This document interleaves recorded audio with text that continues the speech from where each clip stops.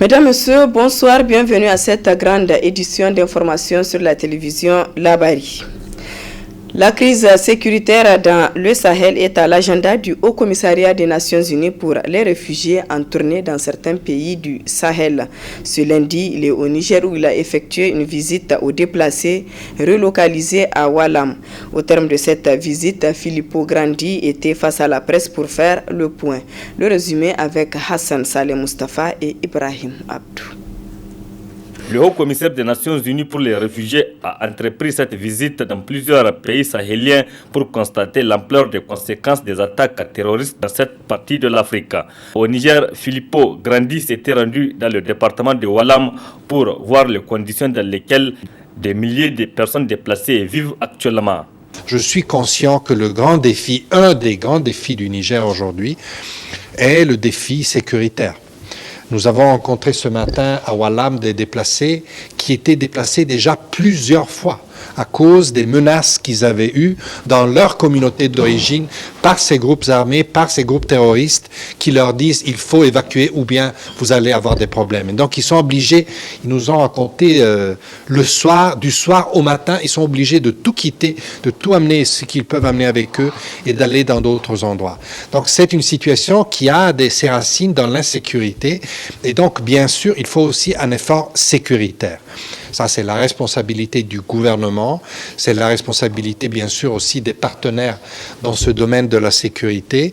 Et on suit tout ça, on encourage cela à être concret, à être productif. On dit aussi que les efforts sécuritaires doivent quand même respecter les civils, parce que là, les civils sont frappés plusieurs fois. On les frappe physiquement, on les oblige à quitter leur foyer, mais on les prive aussi de l'éducation. La situation de ces personnes est inquiétante. Le haut-commissaire des Nations Unies pour les réfugiés appelle à une mobilisation générale pour assister ces personnes en situation de détresse. Il faut que cet effort ne soit pas seulement un effort national, mais un effort régional. La situation au Mali nous préoccupe beaucoup, c'est la source de beaucoup de ces problèmes. Il faut continuer à faire des efforts pour que le Mali se restabilise. Ça fait 8 ans maintenant qu'on a affaire avec ce conflit qui semble se renouveler tout le temps. Il faut être patient et persistant et continuer à travailler pour que le pays se stabilise et par ricochet que toute la région se stabilise. Si on n'arrive pas à faire cela, je crains beaucoup que ces situations deviennent difficiles à gérer.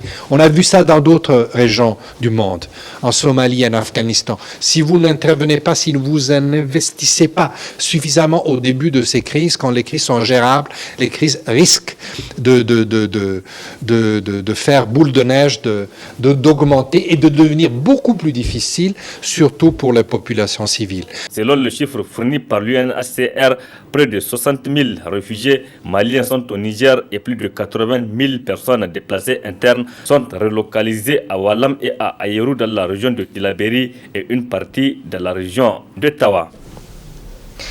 Suite à la sortie médiatique du ministre de l'Enseignement supérieur, de la Recherche et de l'Innovation relativement à la grève des enseignants-chercheurs, ces derniers ont réagi ce matin par la voix du secrétaire général de leur syndicat, le SNEX. Le reportage est de Hamza Sakou et Sadou Doumi.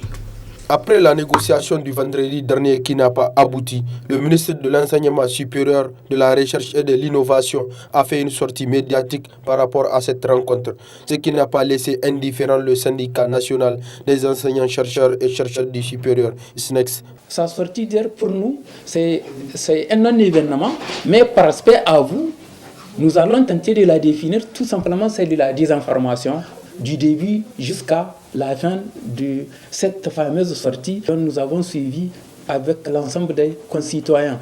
Heureusement que nous l'avons dévancé autour des informations fiables, autour de cette crise qu'ils ont arbitrairement imposée au SNEX. Mais en résumé, le discours du ministre ou sa sortie est pleine de contradictions. D'abord, au début, il dit pas de négociation. Ça, c'est la position du gouvernement. Et à la fin, il dit il y aura négociation. Il faut que le ministre dise à l'opinion nationale qu'est-ce qu'il veut. Il ne négocie pas en même temps, il négocie. Ça, c'est la première contradiction qu'il faut relever. Et ça renvoie à quoi? Ça renvoie à un comportement partenarial hypocrite. Il faut arrêter cela. Deuxièmement, son texte ici, c'est uniquement de la désinformation. Par rapport à tous les points qu'il avait agités, c'est de la pure désinformation. Le bureau exécutif national du SNEX a tenu à rappeler au gouvernement ce sur quoi ils sont convenus lors de la signature du protocole d'accord du 23 mai 2019. Pour les autres IPN, à savoir Niamey, Agadez et Tawa, elle totalise 854 534 948 francs d'arriérés qui seront payés en 2 mensualités. Ici, il s'agit de la dette de 2019 que l'État informe. Pour la première fois, elle reconnaît qu'elle a une deuxième dette vis-à-vis des enseignants qui se sont acquittés de leurs obligations, mais elle ne les a pas payés. Ça, c'est la nouvelle dette de 2019 qu'il a décidé de liquider. La première tranche sera payée avec les salaires du mois de février 2020 et la seconde avec le salaire du mois de mars 2020. Mais l'opinion nationale n'a pas de courte mémoire. Il a pris les mêmes engagements à travers un protocole d'accord qu'il a signé le 23 mai 2019 où il s'est engagé à honorer, à payer intégralement la première dette fossile au plus tard le 31 août 2019. Il n'a pas honoré cela, il n'a pas dit ça à l'opinion nationale. Mais nous avons dit ça à l'opinion nationale, elle n'a pas oublié que nous l'avons informé de façon fiable par rapport au non-respect de cet engagement pris par le même ministre. Et comme il prend l'opinion nationale comme idiote, qu'il méprise, puisqu'il n'y a pas de pire mépris que de servir la désinformation à l'opinion nationale. Il n'a pas honoré cet engagement qu'il a pris au plus tard le 31 août 2019. Le SNEX reste et demeure sur sa position de suivre le combat jusqu'à satisfaction de leurs revendications et s'est dit ouvert au dialogue. Ouverture ce matin à l'Académie des arts martiaux de l'Assemblée générale ordinaire de la coalition des ONG africaines en faveur de l'enfance CONAF Niger. Une assemblée générale sous le thème « Mobilisons-nous tous contre le mariage des enfants au Niger ». Le compte rendu. Par cette assemblée générale, la coalition des ONG africaines en faveur de l'enfance CONAF Niger entend renouveler son bureau et dégager des stratégies qui contribueront à la promotion et à la protection des droits des enfants. C'est pour cela que les assises sont placées sous le thème « Mobilisons-nous tous contre le mariage des enfants au Niger ». Le choix de ce thème n'est pas fortuit, car il cadre parfaitement avec la politique sociale de l'ère. En effet, depuis sa mise en œuvre, l'État du Niger n'a cessé d'investir et de soutenir les partenaires dans la lutte contre le mariage des enfants et de ses conséquences sanitaires et médicales enregistrées par-ci, par-là. À l'instar d'autres partenaires, la CONAF Niger a toujours œuvré aux côtés du ministère de la promotion de la femme et de la protection de l'enfant dans le domaine de la protection, notamment le mariage des enfants. Ce dernier a fait l'objet de plusieurs ateliers de validation à Dosso et à Niamey. Le thème de cette assemblée générale est au cœur de préoccupations des autorités, dira la représentante de la ministre de la promotion de la femme et de la protection de l'enfant. Le thème retenu par la CONAF Niger pour cette assemblée générale, à savoir « Mobilisons-nous tous contre les mariages des enfants au Niger », est aujourd'hui un sujet de préoccupation de toutes les parties prenantes à la protection des enfants au Niger, notamment les autorités politiques et administratives, les leaders coutumiers et religieux, la société civile. En effet, les différentes études réalisées ont démontré que notre pays a le taux le plus élevé du monde relativement au mariage des enfants, taux de l'ordre de 76,3%. Je reste persuadé qu'à l'issue de vos travaux, des stratégies pertinentes seront dégagées visant à contribuer davantage à la promotion et à la protection des droits des enfants en général et à mettre fin au mariage des enfants en particulier. Le ministère de la promotion de la femme et de la protection de l'enfant lance un appel aux autres organisations de protection de l'enfant d'emboîter le pas à la CONAF Niger pour mettre fin au mariage des enfants afin d'accompagner le ministère à faire de la promotion et de la protection des enfants une réalité au Niger. Le syndicat national des contractuels et fonctionnaires de l'éducation de base, SINASEB, a déposé ce matin une plainte au palais de justice de Niamey contre la police nationale qui a empêché aux enseignants contractuels de tenir leur assemblée générale le 17 janvier dernier à la Maison de la Culture Djadou Sékou. Le reportage est de Abdul Razak Léo et Sadoudou. Ils étaient quelques membres du SINASEB à être présents tôt ce jeudi matin au palais de justice de Niamey. Objectif, déposer une plainte contre la police nationale qui, selon eux, ont fait éruption le 17 janvier passé à la MJC Djadou Sékou alors que le SINASEB était en pleine assemblée générale. Il vous souviendra que le 17 janvier passé, le SINASEB était en pleine assemblée générale à la MJC Djadou Sékou lorsque la police a fait éruption dans les locaux pour évacuer les camarades qui étaient ou qui ont répondu à cette assemblée générale. Nous avons voulu chercher à savoir les raisons pour lesquelles nous ne pouvons pas tenir notre assemblée générale. Nous n'avions pas eu d'informations au niveau des éléments qui étaient venus.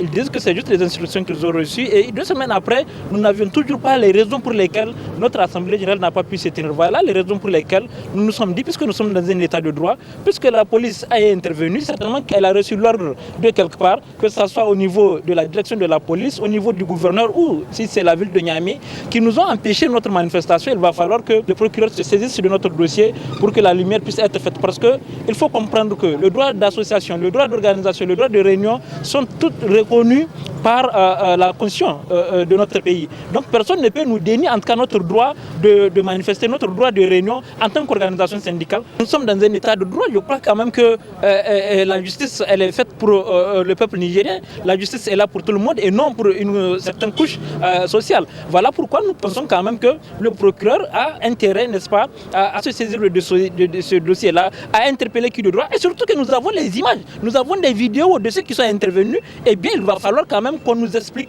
comment c'est arrivé, qui est à la base de ça et pour quelles raisons, pour quelle motivation on nous empêche, nous en tant que citoyens, nous en tant qu'organisation syndicale, de pouvoir jouir de notre droit constitutionnel. Le SINASEB affirme jouir de tous ses droits et ne faisait rien d'illégal. Le droit de réunion, comme je l'ai dit, ce n'est pas l'espace, la voie publique que nous avons utilisé. C'est en utilisant la voie publique où il faut faire une déclaration de manifestation. Mais là, je vous dis que c'est une réunion dans l'enceinte de la MJC Djadou Sékou. C'est un cercle fermé. Imaginez un instant, lorsque la police intervient ou vouloir faire usage des gaz lacrymogènes devant des femmes, où certaines étaient même venues avec leurs enfants, puisque c'est une assemblée générale, avec tout ce qu'il y a comme hommes, et regarder un peu les dégâts qu'on pouvait avoir. Heureusement que nous n'avions pas suivi. Nous avons demandé les explications au niveau de la police par rapport en tout cas aux documents qui nous interdisent de tenir notre manifestation, puisqu'on n'a pas fait, on n'a pas de demande à formuler pour faire. On a juste demandé à Djadou Sékou la location de la salle et nous avons payé et nous avons pris toutes les conditions pour que la manifestation ou la réunion puisse se dérouler dans de très bonnes conditions.